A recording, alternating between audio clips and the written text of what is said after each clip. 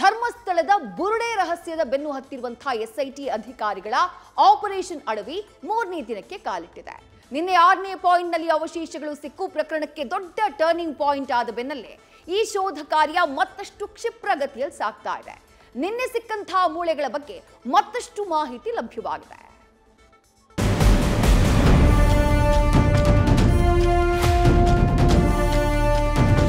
6ನೇ ಸ್ಪಾಟ್ಗೆ ಬಂದು ಅಲ್ಲಿ ಅಗೆದಾಗ ಅಲ್ಲಿ ಕೆಲವು ಮಾನವನ ಅಸ್ಥಿಪಂಜರದ ಮೂಳೆಗಳು ಪತ್ತಾಗಿದ್ದು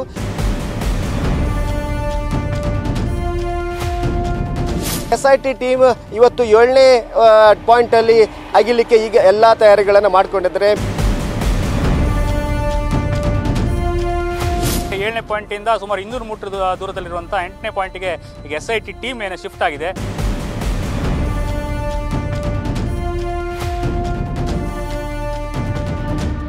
ಧರ್ಮಸ್ಥಳ ಬುರುಡೆ ರಹಸ್ಯ ದಶಕಗಳ ಹಿಂದೆ ನಡೆದಿದೆ ಎನ್ನಲಾದ ಶವಗಳನ್ನ ಹೂತಿಟ್ಟ ಆರೋಪ ಪ್ರಕರಣದ ಬೆನ್ನು ಹತ್ತಿರುವ ಎಸ್ಐಟಿ ಅಧಿಕಾರಿಗಳು ಧರ್ಮಸ್ಥಳದ ನೇತ್ರಾವತಿ ನದಿ ಸ್ನಾನಘಟ್ಟದ ಪಕ್ಕದ ಅರಣ್ಯದಲ್ಲಿ ಬೀಡು ಬಿಟ್ಟಿದ್ದಾರೆ. ನಿನ್ನೆ 6ನೇ ಪಾಯಿಂಟ್ನಲ್ಲಿ ಅವಶೇಷಗಳು ಸಿಕ್ಕ ಬೆನ್ನಲ್ಲೇ ತನಿಖೆಯ ಹಾದಿ ಬೇರೊಂದು ರೂಪವನ್ನೇ ಪಡೆದಿದೆ. ಈ ನಡುವೆ ಎಸ್ಐಟಿ ಅಧಿಕಾರಿಗಳು ನಿನ್ನೆ 6ನೇ ಸ್ಥಳದಲ್ಲಿ ಸಿಕ್ಕಂತಹ ಮೂಳೆಗಳ ರಹಸ್ಯದ ಬೆನ್ನು ಬಿದ್ದಿದ್ದಾರೆ.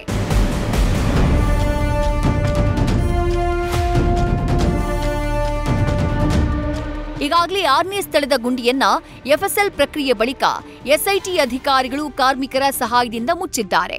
6ನೇ ಜಾಗದಲ್ಲಿ 3 ಅಡಿ ಅಗೆದಾಗ ನಿಲ್ಲಿಸಿ ಮುಂದಿನ ಸ್ಥಳಕ್ಕೆ ತೆರಳುವಂತೆ ದೂರುದಾರ ಸೂಚಿಸಿದ್ದ. ಆದರೆ ಅಲ್ಲಿ ಮಿನಿ ಜೆಸಿಬಿ ತರಿಸಿ 7 ಅಡಿ ಅಗೆದಾಗ ಅವಶೇಷಗಳು ಪತ್ತೆಯಾಗಿವೆ. 6ನೇ ಪಾಯಿಂಟ್ನಲ್ಲಿ 7 ಅಡಿ ಆಳದ ಗುಂಡಿ ಅಗೆದಾಗ 6 ಹಲ್ಲು, ದವಡೆಯ ಎಲುಬು, ತೊಡೆ ಭಾಗದ 2 ಎಲುಬು, ಬುರುಡೆಯ 2 ತುಂಡು ಸೇರಿದಂತೆ 25 ಮೂಳೆಗಳು ಪತ್ತೆಯಾಗಿವೆ. ಅವಶೇಷಗಳನ್ನ ಈಗಾಗಲೇ ಎಫ್ಎಸ್ಎಲ್ಗೆ ಕಳುಹಿಸಲಾಗಿದೆ. ಪಾಯಿಂಟ್ 6ರಲ್ಲಿ ಸಿಕ್ಕಂಥ ಮೂಳೆಗಳನ್ನ ಎಫ್ಎಸ್ಎಲ್ ತಜ್ಞರು ಜಾಗರೂಕತೆಯಿಂದ ಜೋಡಿಸಿದ್ದಾರೆ. ಮೂಳೆಗಳನ್ನ ಅನಾಟಾಮಿಕಲ್ ಪೊಸಿಷನ್ನಲ್ಲಿಟ್ಟು ಮಹಜರು ಮಾಡಿದ್ದಾರೆ. ಮನುಷ್ಯ ದೇಹ ರಚನೆ ರೀತಿ ಜೋಡಣೆ ಮಾಡೋದೇ ಅನಾಟಮಿಕಲ್ ಪೊಸಿಷನ್ ಆಗಿದೆ. ಸದ್ಯ ಮೂಳೆಯನ್ನ ಮಂಗಳೂರು ಖಾಸಗಿ ಮೆಡಿಕಲ್ ಕಾಲೇಜಿಗೆ ರವಾನಿಸಿ ಬಳಿಕ ಬೆಂಗಳೂರಿನ ಎಫ್ಎಸ್ಎಲ್ ಪ್ರಯೋಗಾಲಯಕ್ಕೆ ಕಳುಹಿಸಿಕೊಡಲಾಗುತ್ತೆ.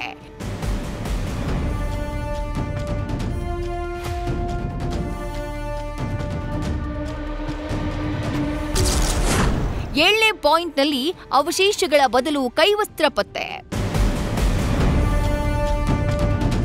ಧರ್ಮಸ್ಥಳದ ಬಂಗ್ಲಗುಡ್ಡ ಪ್ರದೇಶದ 6ನೇ ಪಾಯಿಂಟ್ನಲ್ಲಿ ಕಳೇಬರ ಸಿಕ್ಕ ಬೆನ್ನಲ್ಲೇ ತನಿಖೆ ಚುರುಕುಗೊಂಡಿದೆ. ಈ ಬಗ್ಗೆ ತನಿಖೆ ಮುಂದುವರೆಸಿರುವಾಗಲೇ ಇತ್ತ ಇವತ್ತು ಕೂಡ ಎಸ್ಐಟಿ ಅಧಿಕಾರಿಗಳು ಧರ್ಮಸ್ಥಳದ ನೇತ್ರಾವತಿ ನದಿ ಪಕ್ಕದ ಅರಣ್ಯ ಭೂಮಿಯನ್ನ ಅಗೆದಿದ್ದಾರೆ.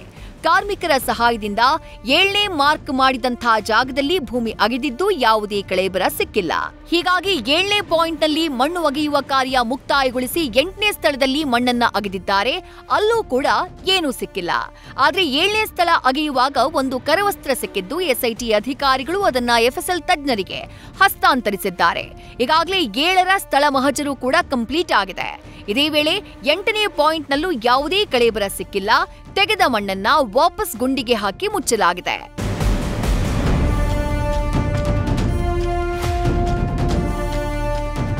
ಒಟ್ಟಾರೆ 6ನೇ ಸ್ಥಳದಲ್ಲಿ ಮೂಳೆಗಳು ದೊರೆತ ಬೆನ್ನಲ್ಲೇ ಪ್ರಕರಣ ಗಂಭೀರ ಸ್ವರೂಪ ಪಡೆದಿದೆ. ಸದ್ಯ 6ರಲ್ಲಿ ಸಿಕ್ಕಂಥ ಅವಶೇಷಗಳನ್ನ ಎಫ್ಎಸ್ಎಲ್ಗೆ ಕಳುಹಿಸಿ ಪರೀಕ್ಷೆ ಮಾಡಲಾಗುತ್ತೆ. ಇತ್ತ 8ನೇ ಸ್ಥಳದಲ್ಲೂ ಮಣ್ಣು ಅಗೆಯುವ ಕಾರ್ಯ ಮುಗಿದಿದ್ದು ಯಾವುದೇ ಕಳೇಬರ ಸಿಕ್ಕಿಲ್ಲ. ಹೀಗಾಗಿ ಇನ್ನಿತರ ಪಾಯಿಂಟ್ಗಳಲ್ಲಿ ಎಸ್ಐಟಿ ಅಧಿಕಾರಿಗಳು ಕಾರ್ಯಾಚರಣೆಯನ್ನ ನಾಳೆಗೆ ಮುಂದೂಡಿದ್ದಾರೆ. ಪರೀಕ್ಷಿತ್ ಜೊತೆ Kiran, news first, Dharmasthala. News first ನಿರ್ಭೀತಿಯಿಂದ ನಿಮ್ಮ ಪರವಾಗಿ.